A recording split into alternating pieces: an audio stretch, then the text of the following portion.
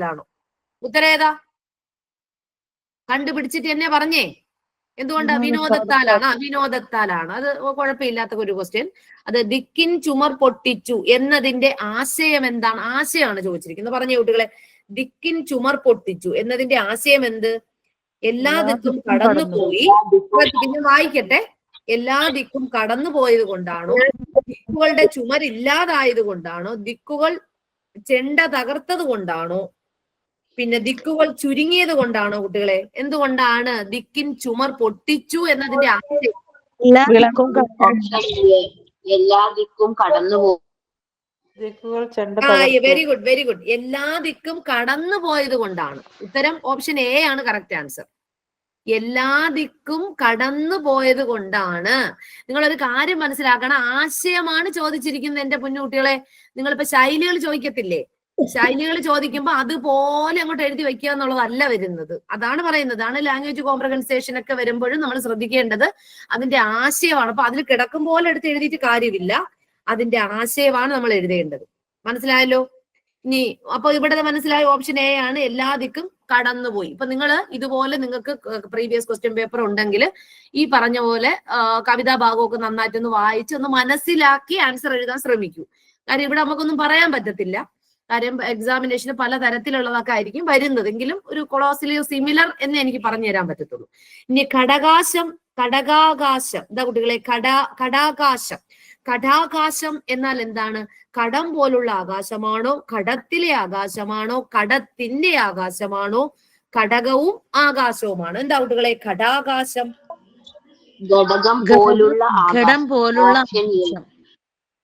ഘടം പോലുള്ള ആകാശം. ഇനി വേറെ ആർക്കെങ്കിലും ഉത്തരം പറയാനുണ്ടോ? വേറെ ആർക്കെങ്കിലും? Option B is the correct answer. ഘടത്തിലെ ആകാശം. ഘടത്തിലെ ആകാശമാണ് കറക്റ്റ്. ഘടത്തിന്റെ അല്ല, ഘടത്തിലെ ആകാശം. ഓപ്ഷൻ ബി ആണ് കറക്റ്റ്. Option B. നിങ്ങളൊന്ന് ശ്രദ്ധിച്ചു. ഘടാകാശം എന്ന് പറയുമ്പോൾ ഘടത്തിലെ ആകാശം അല്ലേ? Correct answer. അടുത്ത ക്വസ്റ്റ്യൻ ശ്രദ്ധിക്കണം. അടുത്ത ക്വസ്റ്റ്യൻ വന്നിട്ട് വർക്കം, വരക്കം. കേട്ടോ, വരക്കം എന്ന പദത്തിന്, വരക്കം എന്ന പദത്തിന് സന്ദർഭത്തിന്റെ അർത്ഥം, അതായത് ഈ കവിതാ സന്ദർഭത്തിലെ അർത്ഥമാണ് ചോദിച്ചിരിക്കുന്നത്. ശ്രദ്ധിക്കണം. വരക്കം എന്ന പദത്തിന്റെ സന്ദർഭത്തിലെ അർത്ഥം ശ്രേഷ്ഠമാണോ, വന്നു ചേരൽ, മടക്കം, വരാതിരിക്കൽ. ഇതൊക്കെ കുറച്ച് എന്താ കുട്ടികളെ? വരക്കം എന്ന പദത്തിന്റെ സന്ദർഭത്തിലെ അർത്ഥം എന്താണ്? ഈ പാഠ കവിതാ ഭാഗത്തിലാണ്. കവിതാ ഭാഗത്തിലെ എന്താ? വന്നു ചേരൽ തന്നെ. എല്ലാരും പറഞ്ഞു. കറക്റ്റ്, അത് തന്നെയാണ്. അടുത്തത്, കരിന്തേൾ ആ പെണ്ണിനെ കുത്താതിരുന്നത് എന്തുകൊണ്ടാണ്?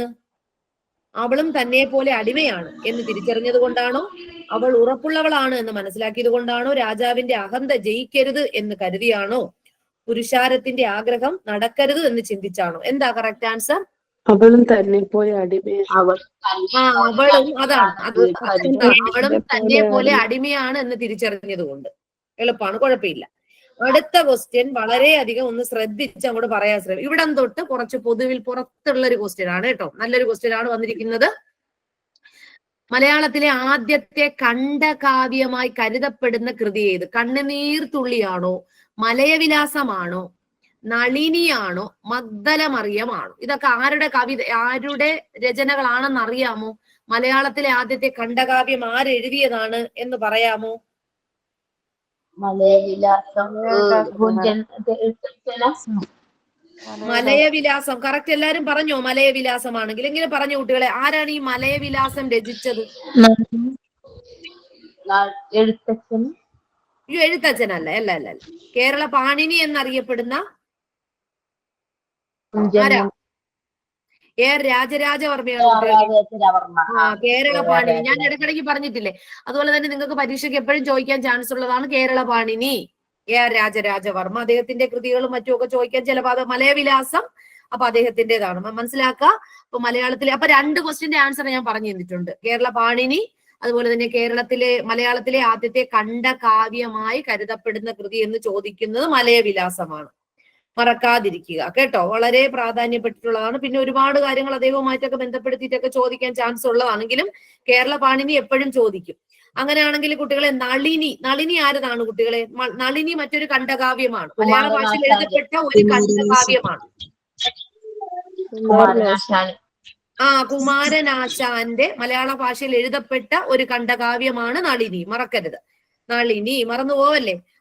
അതുപോലെ തന്നെ അദ്ദേഹത്തിന്റെ മറ്റൊരു പ്രധാനപ്പെട്ട പുസ്തകമാണ് ലീല, അതുപോലെ തന്നെ വീണപൂവ്, ചണ്ടാല ഭിക്ഷകി. അതൊക്കെ കുമാരനാശാന്റെ എല്ലാ വർഷവും അദ്ദേഹത്തിന്റെ കൃതികൾ ചോദിക്കാൻ ചാൻസ്. അങ്ങനെയാണെങ്കിൽ കണ്ണുനീർ തുള്ളി ആരുടേതാണ് കുട്ടികളെ? കണ്ണുനീർ തുള്ളി അതൊരു വിലാപകാവ്യം കൂടിയാണ്. കണ്ണുനീർ തുള്ളി ഒരു വിലാപകാവ്യമാണ്. അത് ആരാണ് രചിച്ചതെന്ന് അറിയാമോ? പിന്നെ വേണമെങ്കിൽ ഒരു ക്ലൂ തരാം. നമ്മൾ വിക്ടർ ഹ്യൂഗോയുടെ പാവങ്ങൾ എന്ന കൃതി മലയാളത്തിലേക്ക് വിവർത്തനം ചെയ്തതും ഇദ്ദേഹമാണ്. പറയാമോ? വിക്ടർ ഹ്യൂഗോയുടെ പാവങ്ങൾ എപ്പോഴെപ്പോഴും ചോദിക്കുന്നതാണ്. ആരാ കുട്ടികളെ? നാലപ്പാട് നാരായണ മേനോൻ. എന്ന് എഴുതി വെച്ചോളൂ, കാര്യം ഇതൊക്കെ റിപ്പീറ്റഡ് ആണ്. ഇത് ഇനി വേറെ ലെവലിലായിരിക്കും നിങ്ങൾക്ക് ചോദിക്കുന്നത്. നാലപ്പാട്ട് നാരായണ മേനോൻ ചോദിക്കാൻ ചാൻസ് ഉള്ളതാണ്. നാലപ്പാട്ട് നാരായണ മേനോന്റെ ഒരു വിലാപ കാവ്യമാണ് കണ്ണുനീർ തുള്ളി. അപ്പൊ ഈ ഇദ്ദേഹത്തെ കുറിച്ച് പറയുകയാണെങ്കിൽ ദൈവമായിട്ട് മിക്കവാറും നമ്മുടെ കുമാരനാശാന്റെ കൃതികൾ മിക്കവാറും ഒക്കെ ചോദിക്കും. അത് മറക്കാതെ കൂടെ പഠിച്ചു വയ്ക്കുക. അപ്പോ വിക്ടർ ഹ്യൂഗോയുടെ പാവങ്ങൾ എന്ന കൃതി മലയാള ഭാഷയിലേക്ക് ആദ്യമായിട്ട് വിവർത്തനം ചെയ്തത് നാലപ്പാട്ട് നാരായണ മേനോനാണ്. ഇനി മഗ്ദലന മറിയം ആരാ കുട്ടികളെ? മഗ്ദലന മറിയം എഴുതിയത് എന്താ അതിന്റെ പ്രത്യേകത? ആർക്കെങ്കിലും അറിയാമോ? മഗ്ദലന മറിയം ആരാ രചിച്ചത്? Very good. വള്ളത്തോൾ നാരായണ മേനോനാണ് മഗ്ദലന മറിയം രചിച്ചത്. മറക്കാതിരിക്കുക. ഇപ്പോ നിങ്ങൾ ഏകദേശം 4 ഓപ്ഷനും നമ്മൾ ക്ലിയർ ആയിട്ട് മനസ്സിലായിട്ടുണ്ടാവും എന്ന് തോന്നുന്നു. അപ്പോ മലയവിലാസം മറക്കാതിരിക്കുക. പിന്നെ അതുമായിട്ട് ബന്ധപ്പെടുത്തി കേരള പാണിനിയത്തെ കുറിച്ച് ഞാൻ മനസ്സിലാകുമെന്ന് തോന്നുന്നു. ഇതുപോലെ ഒരുപാട് കാര്യങ്ങളുണ്ട് കേട്ടോ കുട്ടികൾ. നമ്മളെ മലയാള രചനകളുമായിട്ട് ഉള്ളൂർ പരമേശ്വരൻ നായരുടെയും അതുപോലെ തന്നെ മലയാള സാഹിത്യവുമായിട്ട്. നിങ്ങൾ പാട്ട് പ്രസ്ഥാനത്തെ കുറിച്ച് കേട്ടിട്ടുണ്ടോ? അല്ല കുട്ടികളെ, മലയാളത്തിലെ ആദ്യത്തെ സാഹിത്യ പ്രസ്ഥാനമാണ് പാട്ട് പ്രസ്ഥാനം. അങ്ങനെയാണെങ്കിൽ പറഞ്ഞേ, പാട്ടെന്ന സാഹിത്യ പ്രസ്ഥാനത്തിൽ ലക്ഷണങ്ങൾ നിർണയിച്ച ആദ്യ കൃതി ഏതാണ്? ഒന്ന് ആർക്കെങ്കിലും പറയാമോ? പാട്ട് സാഹിത്യ പ്രസ്ഥാനത്തിലെ ആദ്യ കൃതി ഏതാണ്? എനിബഡി? പാട്ടെന്ന സാഹിത്യ പ്രസ്ഥാനത്തിലെ ആദ്യ കൃതി ഏതാണ്? പാട്ട് സാഹിത്യത്തിലെ ആർക്കെങ്കിലും അറിയാമോ? പാട്ട് സാഹിത്യത്തിലെ ആദ്യ കൃതി ഏത്? പറയട്ടെ. രാമചരിതം. അതായത് ശ്രദ്ധിക്കുക, പാട്ടെന്ന സാഹിത്യ പ്രസ്ഥാനത്തിന്റെ ലക്ഷണങ്ങൾ നിർണയിച്ച ആദ്യ കൃതി എന്ന് പറയുന്നത് ലീലാതിലകമാണ് കുട്ടി, കേട്ടോ. പക്ഷെ ഇയാൾ പഠിച്ചു വെച്ചിരിക്കുന്നത് എന്നറിയോ? ലഭ്യമായതിൽ വെച്ച് ഏറ്റവും പഴക്കം ചെന്ന പാട്ട് സാഹിത്യ കൃതിയാണ് രാമചരിതം, ചി രാമകവി എഴുതിയത്. അത് മറക്കാതിരിക്കുക. പക്ഷെ പാട്ടെന്ന സാഹിത്യ പ്രസ്ഥാനത്തിന്റെ ലക്ഷണങ്ങൾ നിർണയിച്ച ആദ്യ കൃതി എന്ന് ചോദിക്കുമ്പോൾ ലീലാതിലകമാണ് എഴുതേണ്ടത്. പക്ഷെ നമുക്ക് ലഭിച്ചത് വെച്ച് നോക്കുകയാണെങ്കിൽ രാമചരിതം, ചി രാമൻ എഴുതിയ രാമചരിതം. പറയാൻ മനസ്സിലാവുന്നുണ്ടെന്ന് വിശ്വസിക്കുന്നു. ഓക്കെ, ഒന്നുകൂടി പറയാം മാം. പാട്ട്, അതായത് ഞാൻ ഒന്ന് പറഞ്ഞത് വേറൊന്നുമില്ല, നമ്മുടെ മലയാള സാഹിത്യത്തിലെ ആദ്യത്തെ സാഹിത്യ രൂപം എന്ന് പറയുന്ന കവിതയാണ്. അത് ആദ്യം മറക്കാതിരിക്കുക, കേട്ടോ. മലയാള സാഹിത്യത്തിലെ ആദ്യത്തെ സാഹിത്യ രൂപം ഏതെന്ന് ചോദിക്കുമ്പോൾ നിങ്ങളുടെ ഓപ്ഷൻ ചോദിക്കും, കവിതയാണോ, കഥയാണോ, നോവലാണോ എന്ന് ചോദിക്കും. അപ്പൊ നിങ്ങൾ എഴുതേണ്ട മലയാള സാഹിത്യ രൂപത്തിലെ ആദ്യത്തെ സാഹിത്യ രൂപം എന്ന് പറയുന്ന കവിതയാണ്. അപ്പൊ മലയാളത്തിലെ ആദ്യത്തെ സാഹിത്യ പ്രസ്ഥാനം എന്ന് പറയുന്നത് പാട്ടു സാഹിത്യമാണ്. മലയാളത്തിലെ ആദ്യത്തെ സാഹിത്യ പ്രസ്ഥാനം പാട്ടു സാഹിത്യം. മനസ്സിലായി? അടുത്തത്, ഇനി ഈ പാട്ട് സാഹിത്യ പ്രസ്ഥാനത്തിന്റെ ലക്ഷണങ്ങൾ നിർണയിക്കുന്ന ആദ്യ കൃതി എന്ന് പറയുന്ന ലീലാതിലകം. PSC ലെവലിൽ ചോദിക്കുന്നതാണ്. പക്ഷെ നിങ്ങൾക്ക് ചോദിക്കാൻ ചിലപ്പോൾ ഇതിന്റെ അകത്തൊക്കെ ചോദിക്കാം. കാര്യം മലയാളത്തിലെ ആദ്യത്തെ ഖണ്ഡകാവ്യമായി കരുതപ്പെടുന്ന എന്നൊക്കെയാണ് ചോദിക്കുന്നത്, കണ്ടോ. അപ്പൊ ഇതും അങ്ങനെയുള്ളതാണ്. കാര്യം കൃത്യമായിട്ട് പറയുകയാണെങ്കിൽ കുട്ടികളെ, ലഭ്യമായവയിൽ വെച്ച് ഏറ്റവും പഴക്കം ചെന്ന പാട്ട് സാഹിത്യം എന്ന് ചോദിച്ചാൽ രാമചരിതം എഴുതണം. ലഭ്യമായവയിൽ വെച്ച് ഏറ്റവും പഴക്കം ചെന്ന സാഹിത്യ കൃതി ചോദിച്ചാൽ നിങ്ങൾ ഏതെഴുതും? ചി രാമകവി എഴുതപ്പെട്ടു എന്ന് വിശ്വസിക്കപ്പെടുന്ന രാമചരിതം. പക്ഷേ പാട്ട് സാഹിത്യ പ്രസ്ഥാനത്തിന്റെ ലക്ഷണങ്ങൾ നിർണയിച്ച ആദ്യ കൃതി ലീലാതിലകമാണ്.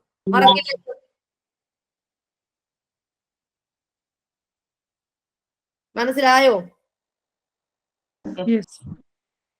ഓക്കെ. അപ്പൊ ഇത് ഇങ്ങനെയാണ് പഠിച്ചു വയ്ക്കേണ്ടത് കേട്ടോ. പിന്നെ ഒരുപാട് സന്ദേശ ഉണ്ണിനീലി സന്ദേശം, ഉണ്ണിയച്ചിച്ചരിതം, ഉണ്ണിച്ചിരുദേവിച്ചരിതം, നിങ്ങൾ കേരള ചരിത്രത്തിലൊക്കെ പഠിക്കുന്നവർക്കറിയാം ഇതൊക്കെ സന്ദേശ കാവ്യങ്ങളാണ് കേട്ടോ. ഉണ്ണിയച്ചിച്ചരിതം, ഉണ്ണിച്ചിരുദേവിച്ചരിതം കേട്ടിട്ടുണ്ടോ നിങ്ങൾ? അത് നിങ്ങൾ മെഗലത്തിക് പീരീഡിൽ സോഷ്യൽ സയൻസിൽ പഠിക്കുന്ന കാര്യങ്ങളാണ്, സന്ദേശ കാവ്യങ്ങളാണ്. പിന്നെ നമ്മളിപ്പോ ഇവിടെ പറഞ്ഞത് ഓർമ്മ ഉണ്ടല്ലോ കുട്ടികളെ, ഖണ്ഡകാവ്യ പ്രസ്ഥാനത്തിന്റെ ഒരു കൃതിയായി കരക്കാക്കപ്പെടുന്ന മലയവിലാസം അല്ലെ? അപ്പൊ മലയവിലാസം രചിച്ചത് എ രാജരാജവർമ്മ.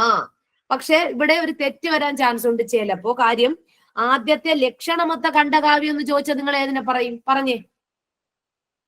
മലയാളത്തിലെ ആദ്യത്തെ ലക്ഷണമൊത്ത ഖണ്ഡകാവ്യം എന്ന് ആദ്യമായി പരിഗണിക്കപ്പെടുന്ന കൃതി എന്ന് ചോദിച്ചാൽ ആരെ പറയും? പറയൂ കുട്ടികളെ. മലയാളത്തിലെ ആദ്യത്തെ ലക്ഷണമൊത്ത ഖണ്ഡകാവ്യം എന്ന് പരിഗണിക്കപ്പെടുന്ന കൃതി അത് മലയവിലാസം അല്ല. അത് ഏതാ പിന്നെ? അല്ലല്ല, വീണപ്പൂവാണ്. ഏതാണ്? വീണപ്പൂ. നളിനി ഒരു ഖണ്ഡകാവ്യമാണ്. പക്ഷേ ആദ്യത്തെ ലക്ഷണം, ആ ലക്ഷണമൊത്തേന്ന് അണ്ടർലൈൻ ചെയ്യും. ലക്ഷണമൊത്ത ആദ്യത്തെ ഖണ്ഡകാവ്യമായി പരിഗണിക്കപ്പെടുന്ന വീണയാണ്. നളിനിയും ഖണ്ഡകാവ്യമാണ്. ചിലപ്പോ ഇങ്ങനെയൊക്കെ ആയിരിക്കും ചോദിക്കാനൊക്കെ ഉള്ള ചാൻസ് വരുന്നത്. മനസ്സിലായാലും. മദ്ദലനം അറിയാം ആരാ രചിച്ചത്? വള്ളത്തോളാണ്. കേരള കലാമണ്ഡലം സ്ഥാപിച്ചത് ആരാ? ആരാ കുട്ടികളെ? അപ്പൊ അത് മറക്കാതിരിക്കുക. ഇത്രയും കാര്യങ്ങൾ. പിന്നെ കണ്ണുനീർ തുള്ളി നമ്മൾ പറഞ്ഞല്ലോ ഒരു വിലാപ കാവ്യമാണ്. ചിലപ്പം ചോദിക്കും കണ്ണുനീർ തുള്ളി ആരാ രചിച്ചത്? നാലപ്പാട്ട് നാരായണൻ. അതെങ്ങനെയുള്ളതാണ്? ഒരു വിലാപ കാവ്യമാണ്. അതൊരു വിലാപ കാവ്യമാണ്. പിന്നെ അതുപോലെ തന്നെ ചങ്ങമ്പുഴ കൃഷ്ണപിള്ള രചിച്ച ഒരു വിലാപ കാവ്യമുണ്ട്. നിങ്ങൾക്ക് ആർക്കെങ്കിലും അറിയാമോ? ചങ്ങമ്പുഴ കൃഷ്ണപിള്ള രചിച്ച ഒരു വിലാപ കാവ്യം ഏതാ? രമണൻ. ചങ്ങമ്പുഴ കൃഷ്ണപിള്ള രചിച്ച വിലാപ കാവ്യമാണ് രമണൻ. അപ്പൊ നമ്മളിങ്ങനെ ഖണ്ഡകാവ്യം, വിലാപ കാവ്യം, അപ്പൊ ആ ഭാഗത്തൊക്കെ വരുന്ന സംഗതികളാണ് ഈ പറഞ്ഞതൊക്കെ. പഠിക്കാൻ നേരത്ത് ഇങ്ങനെ ഒന്ന് ശ്രദ്ധിച്ച് അങ്ങോട്ട് പഠിക്കാൻ ശ്രമിക്കാം. മനസ്സിലായോ? അപ്പൊ അടുത്ത ഭാഗത്തേക്ക് കടക്കട്ടെ. ഞാൻ ഇത്രയും പറഞ്ഞ് എഴുതി എടുത്തോ. രമണൻ എന്തേനും? രമണൻ ഒരു വിലാപ കാവ്യമാണ്. ചങ്ങമ്പുഴ കൃഷ്ണപിള്ള രചിച്ച വിലാപ കാവ്യം.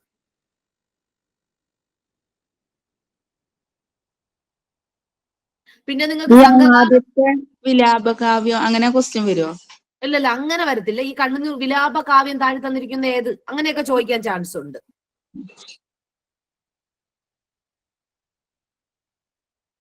മനസ്സിലായോ? ഇപ്പൊ കണ്ണുനീർ തുള്ളി എന്ന് കണ്ടത് കൊണ്ട് ഞാൻ ഓടി പറഞ്ഞതാണ് വിലാപ കാവ്യം എന്ന്. പിന്നെ മലയാളത്തിലെ ആദ്യത്തെ വിലാപ കാവ്യം രചിച്ചതാരെന്ന് പറയുമ്പോ കുട്ടികളെ CS സുബ്രഹ്മണ്യം പോറ്റിയാണ് കേട്ടോ. ഒരു വിലാപം ചിലപ്പോ ചോദിച്ചാ നിങ്ങൾ തെറ്റിക്കരുത്. മലയാളത്തിലെ ആദ്യത്തെ വിലാപ കാവ്യം എന്ന് അറിയപ്പെടുന്ന ഒരു വിലാപമാണ്. എഴുതിക്കോളൂ നിങ്ങൾ ചോദിച്ചുകൊണ്ടാണ്. മലയാളത്തിലെ ആദ്യത്തെ വിലാപ കാവ്യം എഴുതിക്കോളൂ. ഒരു വിലാപം. ചങ്ങമ്പുഴ. എടാ ചിലപ്പം ചോദിക്കാൻ താഴെ തന്നിരിക്കുന്നതിൽ വിലാപ കാവ്യം അല്ലാത്തത് ഏത്, അല്ലെങ്കിൽ അല്ലതേത്, അങ്ങനെയൊക്കെ ചോദിക്കുമ്പോൾ തെറ്റാതിരിക്കാനാണ് ഞാൻ പറഞ്ഞത്. ചങ്ങമ്പുഴ കൃഷ്ണപിള്ള രചിച്ച ഒരു വിലാപ കാവ്യമായിരുന്നു രമണൻ. മനസ്സിലായി? ഈ കണ്ണുനീർ തുള്ളി ഒരു വിലാപ കാവ്യമാണ്.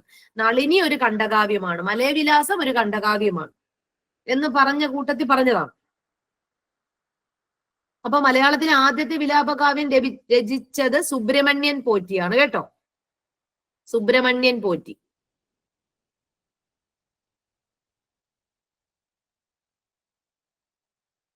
അത്ര എഴുതിയെടുത്തോ? ഇത്രയും എഴുതിയെടുത്തോ? കണ്ണുനീർ തുള്ളി, മലയവിലാസം, നളിനി, മദ്ദലനം അറിയാം. മനസ്സിലായോ? എഴുതിയെടുത്തോ? Hello, okay. അടുത്ത ക്വസ്റ്റ്യൻ. ഇത് ശ്രദ്ധിച്ചു പറയും. ഇതൊരു എന്താണ്, ചൊല്ലാണ് കേട്ടോ കുട്ടികളെ. പൊരുളാണ് പറയേണ്ടത്, ഇല്ല നിങ്ങൾ അതിന്റെ സത്യപ്പെട്ട കാര്യമല്ല പറയേണ്ടത്.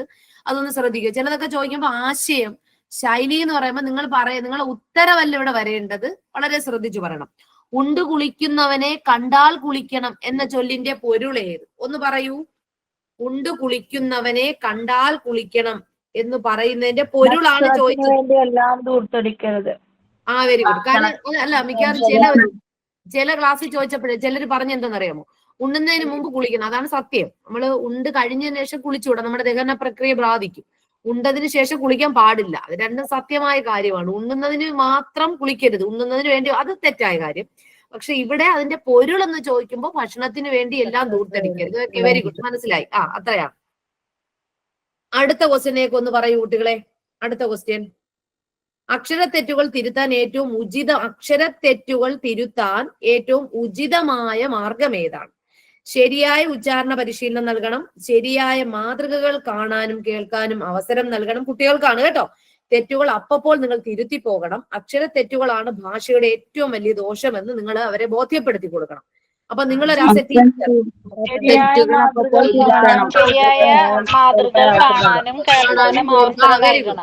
അതെ, option B is the correct answer. മനസ്സിലായല്ലോ? അപ്പൊ ഇനിയിപ്പോ അത് പറഞ്ഞുകൊണ്ട് നിൽക്കേണ്ട കാര്യമില്ലല്ലോ. അടുത്ത ക്വസ്റ്റ്യൻ അടുത്ത് പറയൂ. നിങ്ങൾ എപ്പോഴും പഠിക്കുന്നതാണ് ഇൻക്ലൂസീവ് എഡ്യൂക്കേഷൻ. നിങ്ങൾ സൈക്കോളജിയിലൊക്കെ പഠിക്കുന്ന കാര്യം ഇനി മലയാളത്തിലേക്ക് കൊണ്ടുവന്നേ ഉള്ളൂ. ഉൾപ്പെടുത്തിയുള്ള വിദ്യാഭ്യാസം ആണ് വേണ്ടത് എന്ന് പറയാനുള്ള കാരണം എന്ത്? മറ്റുള്ള കുട്ടികളെ കണ്ടുപഠിക്കൽ കഴിയുന്നു, സാമൂഹീകരണം സോഷ്യലൈസേഷൻ എന്ന വിദ്യാഭ്യാസ നേടാൻ നമുക്ക് കഴിയുന്നു, പരീക്ഷകളിൽ വിജയിക്കാൻ കഴിയുന്നു, എല്ലാ കുട്ടികളെയും ഓരോ നിലവാരത്തിൽ എത്തിക്കാൻ കഴിയുന്നു. എന്തിനാ കുട്ടികളെ ഇവിടെ ഈ ഒരു വെരി സോഷ്യലൈസേഷൻ എന്ന വിദ്യാഭ്യാസ ലക്ഷ്യം നേടാൻ കഴിയുന്നു. അതൊക്കെ നമ്മൾ ഒരു ബോധനശാ പെഡഗോജി ഭാഗത്തുള്ളതാണല്ലേ. അടുത്ത ക്വസ്റ്റ്യൻ, കേൾവി പരിമിതിയുള്ള കുട്ടികളുടെ പഠനോപകരണത്തിന് വേണ്ട ഏറ്റവും പ്രധാനപ്പെട്ട സവിശേഷത. ദൃശ്യാനുഭവങ്ങൾക്ക് അവസരം നൽകുക, കേൾവിയാണ് ശബ്ദത്തിലൂടെയുള്ള ആശയവിനിമയം സാധ്യമാക്കുന്നത്, ശബ്ദ അനുകരണ പരിശീലനം നൽകുന്നത്, അവർക്ക് മാത്രമുള്ള ക്ലാസ് മുറികളും പഠന ഉപകരണങ്ങളും നൽകുന്നത്. ഏതായിരിക്കും നിങ്ങൾ കൊടുക്കുന്ന? ഏതാണ് ഓപ്ഷൻ എ? ദൃശ്യാനുഭവങ്ങൾക്ക് അവസരം നൽകുന്നു. ഓപ്ഷൻ എ ആണ്. അടുത്ത ക്വസ്റ്റ്യൻ ഇങ്ങോട്ട് പോവാലോ. പാശ്ചാത്യ സാഹിത്യവുമായുള്ള പരിചയം കൊണ്ട്, അപ്പൊ മലയാളത്തിന്റെ സാഹിത്യ പ്രസ്ഥാനത്തിന്റെ തുടക്കം എന്ന് പറയുന്ന കവിതാ പ്രസ്ഥാനമാണ് നമ്മൾ പറഞ്ഞു. പക്ഷേ നമുക്ക് പാശ്ചാത്യ സാഹിത്യവുമായുള്ള പരിചയം കൊണ്ട് മലയാളത്തിലുണ്ടായ സാഹിത്യ പ്രസ്ഥാനം ഏതാ കുട്ടികളെ? നോവൽ, നാടകം, സന്ദേശകാവ്യം? നോവലാണ്. സന്ദേശകാവ്യം ഞാൻ പറഞ്ഞില്ലേ, ഉണ്ണിയച്ചിച്ചരിതം, ഉണ്ണിച്ചിരിദേവിച്ചരിതം എന്നൊക്കെ പറഞ്ഞ് സന്ദേശകാവ്യങ്ങൾ ഒത്തിരി ഉണ്ട് നമുക്ക്. അപ്പൊ ഇവിടെ കറക്റ്റ് ആൻസർ നിങ്ങൾ പറഞ്ഞു. അടുത്തൊരു ക്വസ്റ്റ്യൻ, ചുവടെ കൊടുത്തിരിക്കുന്ന വാക്യങ്ങളിൽ കൊള്ളുന്ന എന്ന പദം വളരെ ശ്രദ്ധിച്ചു. ഇതൊരു ഗ്രാമർ പോർഷൻ ആണ്. അത് വ്യക്തമായിട്ട് അറിയാമെങ്കിൽ മാത്രമേ എഴുതാൻ കഴിയത്തുള്ളൂ, ഇല്ലെങ്കിൽ ഇത് എഴുതാൻ കഴിയത്തില്ല. യെസ്, സ്പീഡ് കൂടുന്നുണ്ടോ? എവിടെയാണ് സ്പീഡ് കൂടിയെന്ന് പറയൂ. പാശ്ചാത്യ സാഹിത്യവുമായുള്ള പരിചയം കൊണ്ട് മലയാളത്തിലുണ്ടായ സാഹിത്യ പ്രസ്ഥാനം. ഇത്രയും കിട്ടിയോ കുട്ടികളെ? നിങ്ങൾ ആൻസർ പറഞ്ഞുകൊണ്ടാണ് ഞാൻ അങ്ങ് ഓടിപ്പോയത്. അവിടെ പ്രത്യേകിച്ച് നോവൽ ഇത് ഇവിടെ സ്പീഡ് കുറച്ചേ പറയൂ, കാര്യം ഇത് ഗ്രാമർ ആണ്, നിങ്ങൾക്ക് ചോദിക്കാൻ പറ്റിയ സ്ഥലമാണ്. ചുവടെ കൊടുത്തിരിക്കുന്ന വാക്യങ്ങളിൽ കൊള്ളുന്നു എന്ന പദം പ്രയോഗമായിരിക്കുന്നത് ഏതിലാണ്? അനുപ്രയോഗം എന്ന് കേട്ടിട്ടുണ്ടോ? എങ്കിലേ ഉത്തരം പറയാൻ പറ്റൂ. ക്രിയക്ക് മുന്നേ എന്താ? അപ്പൊ പ്രയോഗങ്ങൾ എന്ന് പറയുമ്പോ എന്താ കുട്ടികൾ അർത്ഥമാക്കുന്നത്? കർത്താവിനാണോ പ്രാധാന്യം, കർമ്മത്തിനാണോ പ്രാധാന്യം? അതാണ് നമ്മൾ കർത്തരി പ്രയോഗം, കർമ്മണി പ്രയോഗം കേട്ടിട്ടുണ്ടോ? കർമ്മത്തിന്. അതാണ്. അപ്പൊ ഒന്നിന് അല്ലല്ല ഇവിടെ ശ്രദ്ധിക്കും കുട്ടികളെ, ശ്രദ്ധിക്കും. കർത്താവിനാണെങ്കിൽ കർത്തരി, കർമ്മത്തിനാണെങ്കിൽ കർമ്മണി പ്രയോഗം. പക്ഷെ നമ്മൾ ഇവിടെ പറഞ്ഞിരിക്കുന്നത് എന്തെന്നറിയാം? അനുപ്രയോഗം ഏതെന്നാണ് ചോദിച്ചിരിക്കുന്നത്. അതായത് നമ്മൾ അനുപ്രയോഗങ്ങൾ 4 തരത്തിലുണ്ട്. നിങ്ങൾ പഠിച്ചിട്ടുണ്ടോ എന്ന് എനിക്കറിയത്തില്ല. നിങ്ങൾ ആരെങ്കിലും പഠിച്ചിട്ടുണ്ടോ അനുപ്രയോഗത്തെ കുറിച്ച്? പ്രയോഗത്തിൽ തന്നെ കർത്തരിയുണ്ട്, കർമ്മരിയുണ്ട്. അതുപോലെയാണ് അനുപ്രയോഗം. എന്താണ് ഈ അനുപ്രയോഗത്തിന്റെ ഉത്തരം പറഞ്ഞാൽ ഇവിടെ ഉത്തരം പറയാൻ പറ്റത്തുള്ളൂ. എന്താണ് അനുപ്രയോഗം? ആർക്കെങ്കിലും അറിയാന്നുള്ളവരൊന്ന് പറയൂ. കുട്ടികൾ ഞാൻ ശ്രദ്ധിച്ച് ഒന്നും കൂടെ കൊള്ളുന്നു എന്ന പദത്തിന് കുറച്ചുകൂടി ശക്തമായി പറയാൻ വേണ്ടിട്ട് ഉപയോഗിക്കാം. ശക്തമായി പറയാൻ വേണ്ടിട്ട് എന്ന് പറയുമ്പോ അതിനൊരു വാക്കുണ്ടല്ലോ ഗ്രാമറിൽ. എന്താ വാക്ക്? അപേക്ഷിച്ചു കൊള്ളുന്നു. സാധുവിന്റെ രൂപത്തെയോ അർത്ഥത്തെയോ പരിഷ്കരിക്കാൻ വേണ്ടി അതിന്റെ പിന്നിൽ ഉപയോഗിക്കുന്നുണ്ട്. എന്ന് വെച്ചാൽ കുറച്ചുകൂടി എളുപ്പത്തിൽ പറയുകയാണെങ്കിൽ വേറെ ഒന്നുമില്ല കുട്ടികളെ, ഒരു പൂർണ്ണക്രിയയുടെ അർത്ഥം നമുക്ക് കൃത്യമായിട്ട് ലഭിക്കണം അല്ലെ? അർത്ഥത്തെ പരിഷ്കരിക്കുക. ഒരു പൂർണ്ണക്രിയ എന്ന് വെച്ചാൽ നിങ്ങൾക്ക് അറിഞ്ഞൂടെ? നമ്മൾ പൂർണ്ണക്രിയയും പഠിച്ചില്ലേ കഴിഞ്ഞ ക്ലാസ്സിൽ? പഠിച്ചോ? അപ്പൊ ഒരു പൂർണ്ണക്രിയയുടെ അർത്ഥത്തെ എന്ത് ചെയ്യാന്? പരിഷ്കരിക്കുക എന്ന ലക്ഷ്യത്തോട് കൂടിയിട്ടാണ് അതിന്റെ പിന്നിൽ ചേർക്കുന്ന ഒരു പ്രയോഗമാണ് അനുപ്രയോഗം. ഇതല്ലേ എളുപ്പം പഠിക്കാൻ? പൂർണ്ണക്രിയ നിങ്ങൾക്കറിയാം. അപ്പൊ അങ്ങനെയാണെങ്കിൽ നിങ്ങൾ പറഞ്ഞ പൂർണ്ണക്രിയയുടെ അർത്ഥത്തെയോ അല്ലെങ്കിൽ അതിന്റെ രൂപത്തെയോ പരിഷ്കരിക്കാൻ വേണ്ടിയിട്ട് ഉപയോഗിക്കുന്ന ഒരു ആണോ? ഞാൻ വായിച്ചു തരാം. കുട്ടികൾ വെറുതെ വെയിൽ കൊള്ളുന്നു. കൊള്ളുന്നവൻ അറിഞ്ഞില്ലെങ്കിലും കൊടുക്കുന്നവൻ അറിയണം. നല്ല വാക്കുകളെ ഉപയോഗിക്കാവൂ എന്ന് അപേക്ഷിച്ചു കൊള്ളുന്നു. അപേക്ഷ കൊള്ളാനും തള്ളാനും അയാൾക്ക് അധികാരമുണ്ട്. അങ്ങനെയാണെങ്കിൽ ഉത്തരം ഏതാ? Option C. നല്ല വാക്കുകൾ ഉപയോഗിക്കാവൂ എന്ന് അപേക്ഷിച്ചു കൊള്ളുന്നു. അതെ, അതൊരു പൂർണ്ണക്രിയയാണ്. കാരണം നല്ല വാക്കുകളെ ഉപയോഗിക്കാവൂ എന്ന് അപേക്ഷിച്ചു കൊള്ളുന്നു. അത് എളുപ്പമല്ലേ? ഇപ്പോ ഇനി ആർക്കെങ്കിലും ക്ലാസ്സിൽ ഈ അനുപ്രയോഗം അറിഞ്ഞുകൂടാത്തവരുണ്ടോ? പറയൂ. പറയോ? ഞാൻ ഒരു ജസ്റ്റ് ഒരു കാര്യം. പിന്നെ എന്റെ ഇടയിൽ കർമ്മണി പ്രയോഗവും കർത്തരി പ്രയോഗവും ചോദിച്ചാൽ കർമ്മത്തിന് പ്രാധാന്യം കൊടുക്കുന്നു, ക്രിയയ്ക്ക് പ്രാധാന്യം കൊടുക്കുന്നു. അതാണ് പ്രയോഗം. കർത്തരിയും കർമ്മണിയും. ഒരു പൂർണ്ണക്രിയയുടെ അർത്ഥത്തിനോ എഴുതിക്കോളൂ. ഒരു പൂർണ്ണക്രിയയുടെ അർത്ഥത്തെയോ കേൾക്കാൻ വയ്യ. എന്താണ്?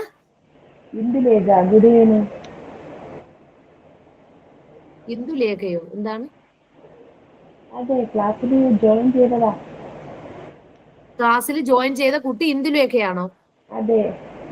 ഇന്ദുലേഖ പറയൂ. ഇന്ദുലേഖ.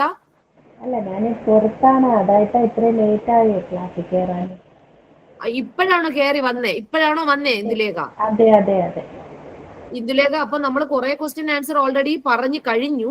ഇപ്പൊ ഈ 102ാമത്തെ അനുപ്രയോഗത്തെ കുറിച്ചാണ്. അനുപ്രയോഗം അറിയാവോ? അത് ഞാൻ പറഞ്ഞു തരട്ടെ, എഴുതിക്കോളൂ. അനുപ്രയോഗം എന്ന് വെച്ചാൽ വേറൊന്നുമല്ല, ഒരു പൂർണ്ണക്രിയയുടെ അർത്ഥത്തെയോ രൂപത്തെയോ പരിഷ്കരിക്കാൻ അതിന്റെ പിന്നിൽ ചേർക്കുന്ന ഒരു സഹായക്രിയ. മനസ്സിലായോ? ഒരു സഹായക്രിയ പോലെ അതിന്റെ രൂപത്തെ നമുക്ക് പരിഷ്കരിക്കാം എന്ന ലക്ഷ്യത്തോടുകൂടി അതിനോടൊപ്പം ചേർക്കുന്ന ഒരു സഹായക്രിയയാണ് അനുപ്രയോഗം. ഇത് എഴുതിയോ എന്ന് അറിയത്തില്ല.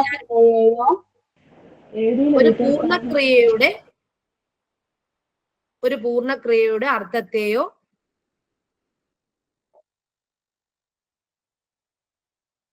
രൂപത്തെയോ പരിഷ്കരിക്കാൻ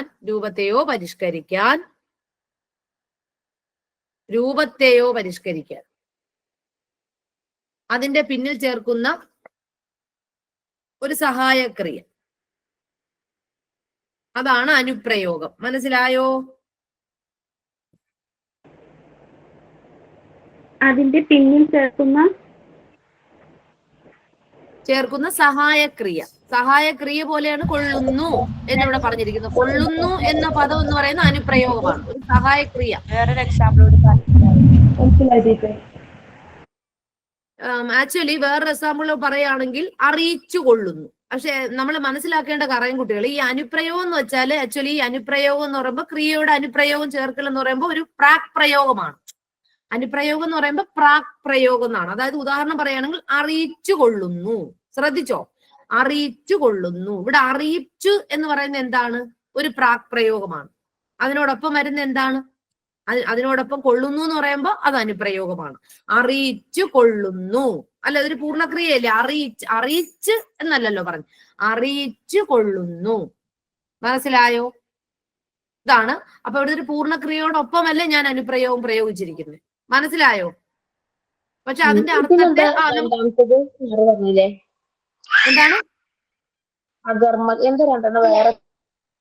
കർമ്മണി പ്രയോഗവും കർത്തരി പ്രയോഗമാണോ പറഞ്ഞേ? അതെ. എടാ, കർമ്മണി പ്രയോഗം കർത്തരി പ്രയോഗവും എന്ന് പറഞ്ഞാൽ നമ്മളെ പ്രയോഗങ്ങൾ രണ്ട് വിധത്തിലുണ്ട്. അപ്പൊ ഇതിൽ കർത്തരി എന്ന് പറയുമ്പോൾ കർത്താവിന് പ്രാധാന്യം കൊടുക്കുന്നു. കർമ്മണി എന്ന് പറയുമ്പോൾ കർമ്മത്തിന് പ്രാധാന്യം കൊടുക്കുന്നു. ഫോർ എക്സാമ്പിള്,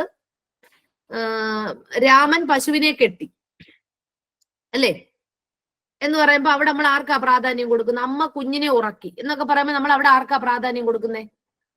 കർത്താവിന്. പറയൂ. കർത്താവിന്. അപ്പൊ കർത്താവിന് പ്രാധാന്യം കൊടുക്കുന്നെങ്കിൽ കർത്തരി പ്രയോഗം. ഇനിയിപ്പോ കർമ്മത്തിനാണ്, നിങ്ങളൊന്ന് എക്സാമ്പിൾ പറഞ്ഞ കർമ്മണി എന്ന് പറയുമ്പോൾ കർമ്മത്തിനാണ്, കർത്താവിനല്ല, രാമനല്ല, രാമൻ ചെയ്ത കർമ്മത്തിനാണ് പ്രാധാന്യം. എങ്ങനെയാണെങ്കിൽ പറഞ്ഞേ. ഇപ്പൊ നമ്മൾ സാധാരണ എപ്പോഴും പറയും രാമനാൽ വധിക്കപ്പെട്ടു. രാമനാൽ വധിക്കപ്പെട്ടു. അപ്പൊ അവിടെ എന്തിനാ പ്രാധാന്യം കൊടുക്കുന്നത് നമ്മൾ? വധിക്കപ്പെട്ടു. ആ പറയുന്ന കർമ്മണിക്കാണ് പ്രാധാന്യം കൊടുക്കുന്നത്, കർമ്മത്തിനാണ് പ്രാധാന്യം കൊടുക്കുന്നത് അല്ലേ? ഇല്ലാതെ രാമനല്ല പ്രാധാന്യം. ഇപ്പൊ രാമന് പ്രാധാന്യം വന്നു കഴിഞ്ഞാൽ അത് കർത്തരി, അല്ലെങ്കിൽ ക്രിയയ്ക്കാണ് പ്രാധാന്യം വന്നു കഴിഞ്ഞാൽ അത് കർമ്മണി.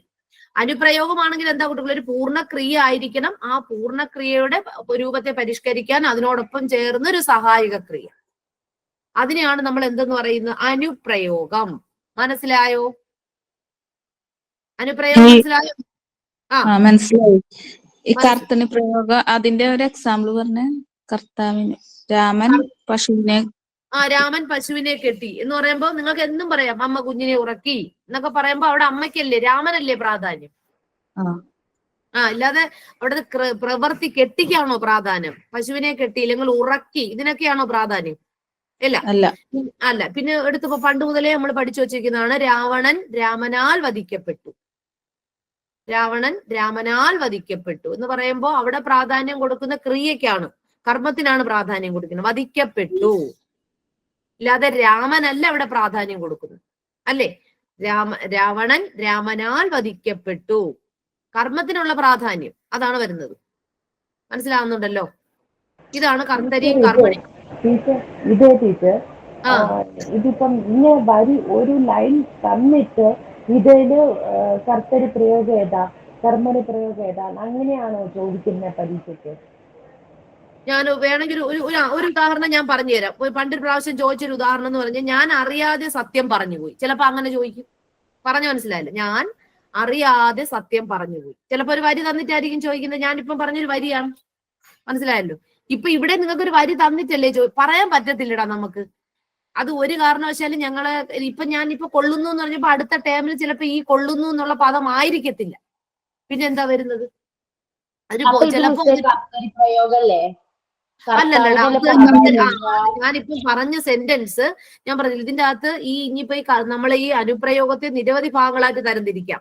അതായത് പുരാണ അനുപ്രയോഗം, കാലാനുപ്രയോഗങ്ങള്, പിന്നെ ഭേദാനുപ്രയോഗങ്ങൾ, അങ്ങനെ വിവിധ തരത്തിൽ അനുപ്രയോഗങ്ങളെ തരംതിരിക്കാം. കേട്ടോ? നിങ്ങളൊന്ന് കുറിച്ചു വെച്ചോണം. ഭേദാനുപ്രയോഗം, കാലാനുപ്രയോഗം, പുരാണാനുപ്രയോഗം, നിഷേധം ഞാൻ വരില്ല. നിഷേധാനുപ്രയോഗം ഞാൻ പോവില്ല. അതൊക്കെ തന്നെ നിഷേധാനുപ്രയോഗങ്ങളാണ്. ഇങ്ങനെ അനുപ്രയോഗത്തിലെ വിവിധ തലങ്ങളായിട്ട് തരംതിരിക്കാം. അങ്ങനെയൊക്കെ ഞാനിന്ന് പറയാൻ നിന്ന് ഇന്ന് നാളെ ഒന്നും തീരത്തില്ല. എങ്കിൽ ഈ കണ്ടതിൽ ക്വസ്റ്റ്യനിൽ ഇത് കണ്ടത് കൊണ്ട് ഞാൻ ഇത്രയും പറഞ്ഞതാണ്. ഇതൊക്കെ വരാൻ ചാൻസുകൾ ഉണ്ട് എന്ന് പറഞ്ഞാണ്. ഇപ്പൊ ക്വസ്റ്റ്യൻ വന്നിരിക്കുകയല്ലേ നിങ്ങൾക്ക്. സാധാരണ അറിയാതെ സത്യം പറഞ്ഞു പോയി എന്ന് പറയുമ്പോ അത് കർമ്മണിയല്ലേ? ഞാൻ അറിയാതെ സത്യം പറഞ്ഞു പോയി, അത് കർമ്മണിയാണ്. കർമ്മണികാരൻ എന്താണ് അവിടെ എന്തിനാ പ്രാധാന്യം കൊടുത്തത്? എനിക്കാണോ? സത്യത്തിനാണ്. നിങ്ങളുടെ ഇയാളെ ചെയ്ത പ്രവൃത്തിക്കാണ്, അതിനാണ് പ്രാധാന്യം കൊടുത്തത്. ആ കർമ്മത്തിനാണ് പ്രാധാന്യം കൊടുത്തത്. ചിലപ്പോ ഇങ്ങനെയൊക്കെ ഉള്ള വരാം, ഒരു സെന്റൻസ് ആയിട്ട് വരാം. ഇപ്പൊ ഇവിടെ സെന്റൻസ് ആയിട്ടല്ലേ വന്നത്, ഇപ്പൊ കുറച്ച് സ്റ്റാൻഡേർഡ് ആയിട്ടാണ് വന്നിരിക്കുന്നത്. പക്ഷെ നിങ്ങൾക്ക് എന്റെ ഭാഷയെ പറയുകയാണെങ്കിൽ ഭയങ്കര ഒരു ലെവലിൽ വരത്തില്ല. കാര്യം ഇത് എളുപ്പത്തിലാണ് ചോദിച്ചിരിക്കുന്നത്. നോക്കൂ കുട്ടികളെ, കൊള്ളുന്നു, കാര്യം ഒന്നും അറിഞ്ഞുകൂടാത്ത കൊച്ചുങ്ങൾക്കും പറയാൻ കഴിയും. കൊള്ളുന്നു എന്ന പദം അനുപ്രയോഗമാക്കിയിരിക്കുന്ന ഏതിലാണ്? അപ്പൊ നിങ്ങൾ കൊള്ളുന്നു എന്ന പദം ആക്ച്വലി നിങ്ങൾക്ക് അറിയാമെങ്കിലും ആ ഒരു പദം സെന്റൻസ് പൂർത്തീകരിക്കുക. അതാണ് നല്ല വാക്കുകളെ ഉപയോഗിക്കാവൂ എന്ന് അപേക്ഷിച്ചു കൊള്ളുന്നു. ബാക്കിയൊക്കെ നിങ്ങൾ നോക്കിയ കുട്ടികൾ വെറുതെ വെയിൽ കൊള്ളുന്നു. കൊള്ളുന്നവൻ അറിഞ്ഞില്ലെങ്കിലും കൊടുക്കുന്നവൻ അറിയണം എന്നൊക്കെ പറയുമ്പോൾ നമുക്ക് തന്നെ കിട്ടുന്നില്ല. അപ്പൊ സ്വാഭാവികമായിട്ടും നമുക്ക് പിടിച്ചെടുക്കാനുള്ളൊരു അപേക്ഷ കൊള്ളാനും തള്ളാനും അയാൾക്ക് അധികാരമുണ്ട്. അപ്പൊ അവിടെ ഒരു പൂർണ്ണക്രിയ ആകുന്നില്ല. പിന്നെ ഒന്നാമത്തെ കാര്യം പറയുകയാണെങ്കിൽ കുറച്ചൊക്കെ നിങ്ങൾ പഠിച്ചും കൂടെ വയ്ക്കണം. ബാക്കി പിന്നെ നമ്മുടെ ലക്ക് കണക്കിരിക്കും. ചിലതൊക്കെ നമ്മൾ കാണുമ്പോൾ കുറേയൊക്കെ സാഹിത്യ രൂപങ്ങൾ പഠിച്ചെടുത്താൽ ചിലതൊക്കെ കാണുമ്പോൾ തന്നെ 4 എണ്ണത്തിൽ നിന്ന് നമുക്ക് 2 എണ്ണം അങ്ങ് ഡിലീറ്റ് ചെയ്യാനുള്ള കഴിവ് വരും. പിന്നെ ഇപ്പം ഇവിടെ എന്റെ ഭാഷയിൽ ഈ എയും സിയും മാത്രമല്ലേ നിങ്ങൾക്ക് ഒരു കൺഫ്യൂഷൻ ആയിട്ട് വന്നിട്ടുള്ളൂ. നിങ്ങൾ പറയൂ, നിങ്ങളുടെ ഭാഷയിൽ ആണോ?